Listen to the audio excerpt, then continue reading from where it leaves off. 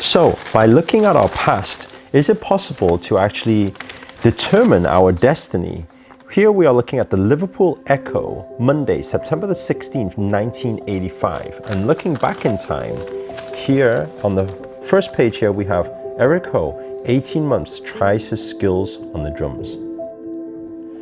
I remember standing exactly here, playing on these drums while my dad was watching over me on the other side.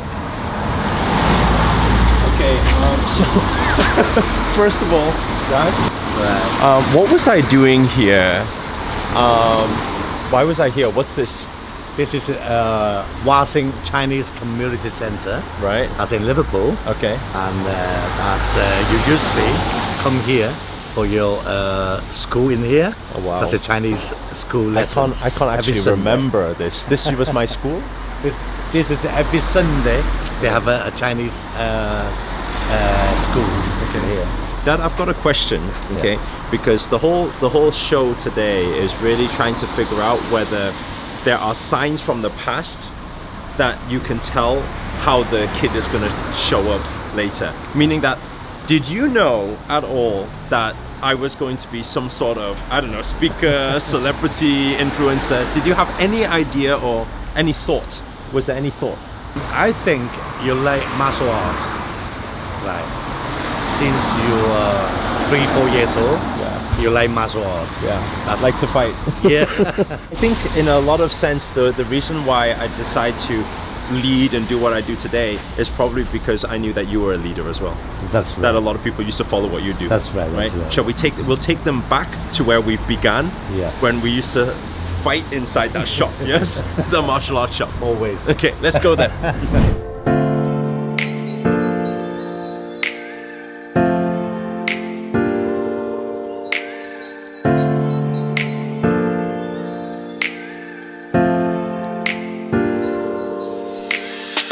This is where we used to live, where it says crunchy fried chicken.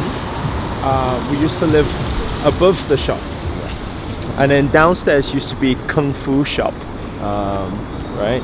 Dad, why Kung Fu? Why? Everybody was Kung Fu fighting. I like Kung Fu. Right. Yeah, that's why we opened a martial arts shop. Right. Yeah. I think a lot of it is probably, now looking at it, like this whole leadership thing and being successful is probably something because you taught me from a young age that we have to win, and whatever we do we have to win, right? Yeah. Like we have to fight for what we want. Yes. I remember you got me a bike once, and we used to go across here. We used to go outside this shop. I remember outside this shop the bike, can you remember the bike had the two stabilizers, and then Dad was teaching me how to ride the bike, so he would take one of the stabilizers off and I would ride with one stabilizer, and it was very strict. I could only ride to there and here and come back. So it was just back and forth. Can you remember? That's all. Yeah. Hiya. Nice to see you. Thank you. How are you? Okay. Good. Okay, we used to live upstairs when I was a kid. Yeah. Yeah. I used to grow up upstairs. Yeah. This used to be a martial arts shop, yeah? Kung Fu. Yeah. Kung Fu. They sell all the All changed, everything, yeah. punch bags, you know, yeah? Everything's here, gloves, everything. Yeah. Everybody was Kung Fu fighting. Dad, I got one question for you for a long time. I don't know whether this changed the way I was, right? But I remember, right, my dad always told me, this is the thing, you know, I believe that as a leader, as somebody who wants to make a difference in this world, it's about how do you not necessarily need to follow the rules of society. And actually one thing we used to do was very, very naughty. I don't know if you remember. We used to go into that over there. Yes. And then the gates were always closed, but there's a park inside there. Yeah. Dad would teach, both of us would sneak in and we would climb over. Yeah. This was when I was 4 or 5, right? Yeah, that's good. So what do you think?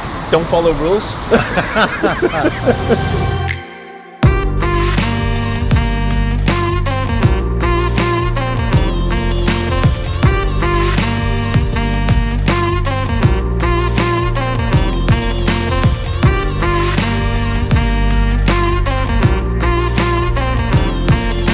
We're taking you to Chinatown, down memory lane. This was my hangout from the age of 0 to 5.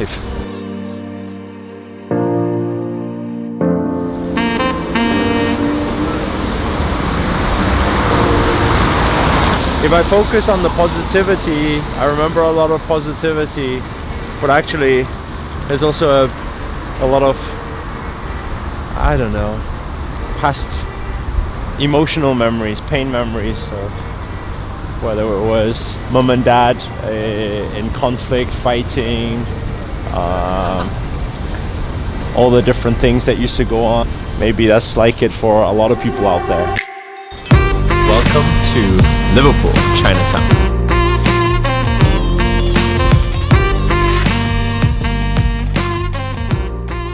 All our friends from Birmingham Yeah. all come to Liverpool To protect us. yeah, to help us against the gangster. Yeah, that's why we got a lot of friends living in our house. Yeah, always at least like 10 people living in our Yeah, I house. remember. And then I used to just all call go, all like all brothers. And I used to think it was, because I didn't know what was going on. I was a kid. I used to just think it was fun. It was like, oh, Stud has so many friends. Hello, Mom. Pamela Close. What number were we? You don't know? Nobody know. Okay. Okay. 11. Okay. 11. Okay. Bye. Yeah, I got it now. 11 Pamela Close. Got it. Come back. I think so. 11 is. Yeah, 11.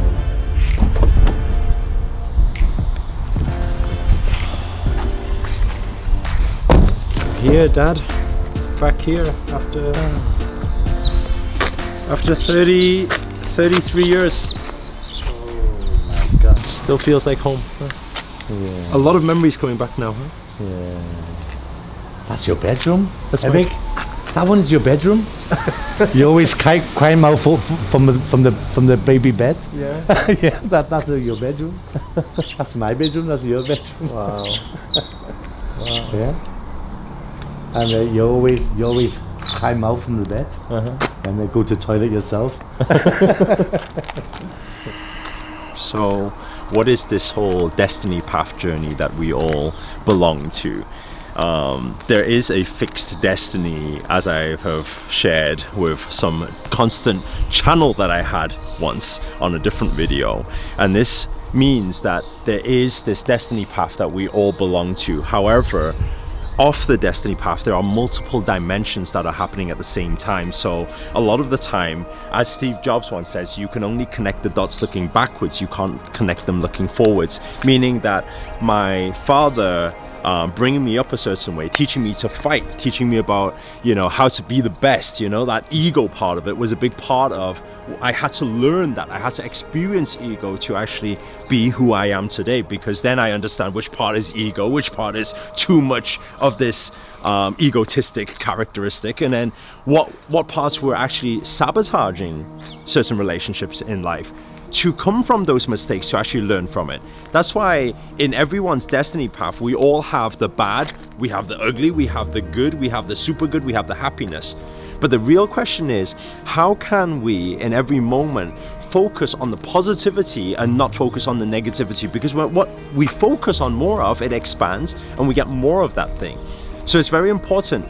When we understand destiny path, it's about following what is good, you know? One thing that my dad had mentioned before is that he's always taught me to do good out there. Go out there, do good, you know? Be nice to people, be kind to people, help people. And so all of this with the leadership characteristics, whether it mean that he was fighting in gangs in the previous, you know, years or whatever it was, but the leadership brought out that goodness also, and understanding how to combine these things, the leadership characteristics, the winning characteristics, the way to stand out, right? How to be successful, how to be the best at things, right? And at the same time practicing kindness and love. So when you get this yin and yang, the balance of it all, that's when you start understanding that, hey, wait there a second, everything connects. There is nothing that happens by accident.